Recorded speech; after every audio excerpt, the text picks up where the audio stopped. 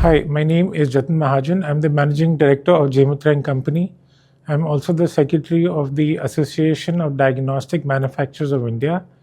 I'm very excited and pleased to be here in the AMTZ campus, and wonderful to know the achievements of the AMTZ. What Dr. Sharma had mentioned, there are more than 170 plus companies right now doing production on this campus and having production rupee value of more than 10,000 plus crores.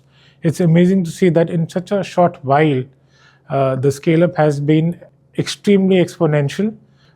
In terms of the medical devices, they have become self-reliant in many of the spaces which have been shared with me. And even in IVD, I think the intent is to go in that direction.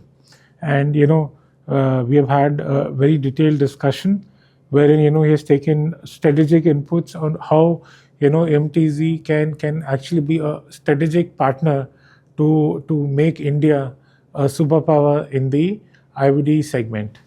And I want to congratulate Dr. Sharma and the entire team at MTZ that, seeing the level of motivation and how they attend to each and every guest, it's amazing.